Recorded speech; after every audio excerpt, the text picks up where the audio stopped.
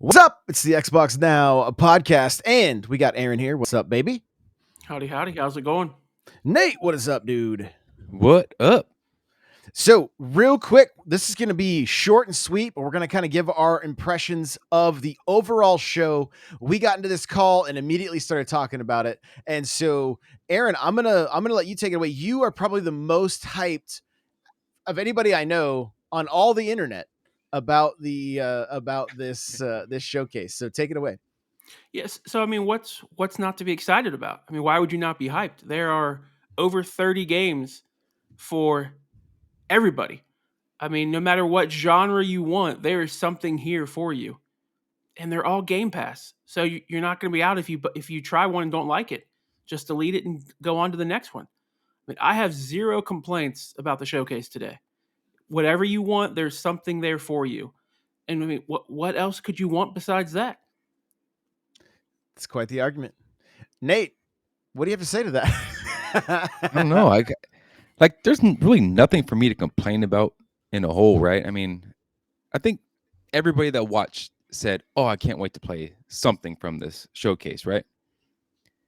For me, there was probably I could pick out like 3, 4, 5. That I'm like, "Oh, cool, I'm gonna play that," and the rest are like, "I'll give it a shot." But yeah, I mean, as far, I think it was a good show. It was paced pretty well. Um, but I think that's the important thing is there's something here for everybody. This show to me feels like a direct response to what everybody's been saying on social media, Reddit, everything for the longest time. We need gameplay, right? Xbox delivered in that department. They also said, and the other thing that felt like a response is no games further out than 12 months, right?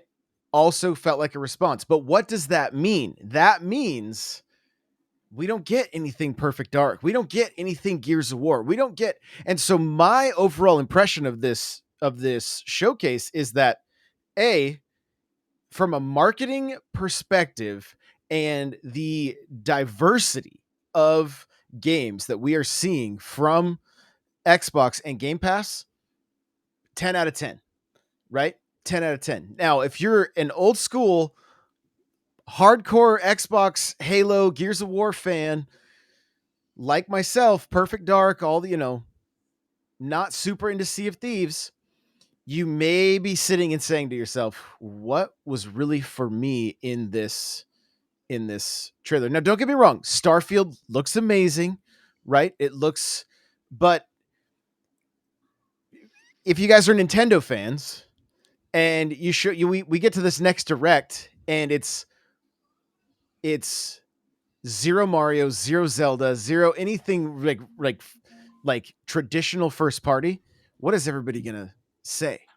More than likely, there's gonna be some complaining, right? Like, but I'm like, just as an Xbox fan overall, if this grows the Xbox family and gets more people signed up for Game Pass, that means they've got more funds to bring more games into Game Pass. It's all a win-win. And the fact that we get to try all these games, like Aaron said, you get to try these games for $15.99 a month. That you're going with the free. Nope. Nope. Wasn't gonna say free because you definitely gotta pay. You gotta pay the $15.99 a month or whatever. I mean, there are people that they do get Game Pass for free by using Bing to search and all that kind of stuff or whatever, like getting their points. Uh but I think overall it was a very solid presentation. Like I almost feel to a certain extent like they're never going to win everybody, right? There's no way they can. Without could there be I think if there had been a mix of, hey, the first half of this show or the first hour is going to be all games that you're going to get in the next 12 months on Game Pass, and the last half hour is going to be some trailers for games coming down the road, I think everybody's conversations and stuff on Twitter might be a little bit different. What What if they did a shorter show but more shows throughout the year? because there's a lot of indies in here that I'm kind of like, oh man, like, oh, and then something like that Wo Long came through, right? And then it's like, Mm-hmm. oh, looks cool, but your energy is depleted from like, all right, there's what is the one with the Obsidian game with the little art style, like cartoon art style, and then the story driven. I mean, Yeah, like, right. I couldn't tell you. I don't remember. yeah. So like the like kind of like Nintendo does with the indie worlds, just have more showcases. This one could have been done in like 30 minutes, and then they have the Tuesday one, and Mm-hmm. then maybe like a couple months, throw a couple more shows out there. Like, I mean, the clipping and the footage is already done. Where it traditionally this is happening in LA with a live audience, right? Like, so it's an event. I mean, for me, the last E3, Bethesda was the only big showcase I got to go to, and they just happened to. I wasn't signed up, and they were like, come on in," like they let me Yeah, in, that's cool. and um, met I met some people that was just like that became longtime friends. Like it was super rad, like super thankful for it. But again, those are when you're there live, the longer presentation makes total sense, right? Right. But just from a just watching like on online or whatever the case may be. I totally get it because like we're not even remembering all the names of the games without having a list in front. I mean, it's what 30 plus games, Yeah, so over 35. But so like that's for impressive. for me, if you have a separate direct for just indies or separate showcase for just indies, I'm probably not going to watch it. Mm-hmm. So why would you not just make it Okay. one big event? Because I'm going to watch from start to finish because everybody's talking about it. I'm not going to miss out on the event. I mean, you give me four things I want in 90 minutes plus some things that might pique my interest. That's a marketing and a business win. You could put a lot of like games in like what are those quick renditions of videos, just like the title and then a little bit of gameplay, kind of like how Mm-hmm. you know, kind of like how Yeah, Direct like does it. just like the sizzle reels from each Yeah, scissor from reels, each game, just perfect. kind of spliced together. Some of those smaller games could have just been, scissor reels. Yeah. But I mean, No, no like question. the high on life that we're seeing right now. If you would have told me there's a 5 minute presentation of high on life, you wouldn't have got me to watch that. But since I'm watching the entire thing, this is a day one download and play for me. Yeah, give it a shot. It looks crazy. Super bizarre, super bizarre game. But yeah, it's what's interesting too.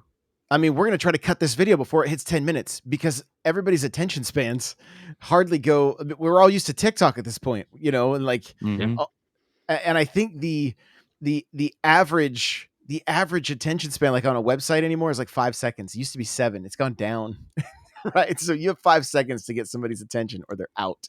And so it they know they're going to get these 2 hours of or hour or 90 minutes, hour and a half of eyeballs.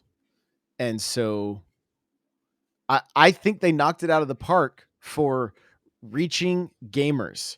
What I loved about this, even though as a shooter fan, we didn't see a lot of first person shooters, the Xbox no longer feels like the shooter box like it used to on the 360 era. And that to me is a good thing because it's going to open the door for more players. Yeah, and Nate's got if you something to say on this. I can Just see it. wait till I that can deal. Just see wait it. till that deal goes through. It is the shooter box again. That's very true. Very true. What were The we going to say, buffet Aaron? box. well, but that's the thing though. If you go ahead and spend the next 12 months increasing the player base, and then 2023, 2024, it's here's Halo, here's Gears, here's all the Call of Duties. I mean, then you're getting what you want eventually, Mm-hmm. but the amount of people who are playing the things that you want, those games, double, triple, 75% increase. You're not wrong. You're not wrong. Well, there you go. There is our impressions of the Xbox Showcase. Thank you guys so much for listening, watching. Make sure to hit that like button, the subscribe button, and let us know in the comments what was your favorite game from the presentation, or even give us your grade. What would you grade this presentation from Xbox? We will see you guys in the next one. Bye now.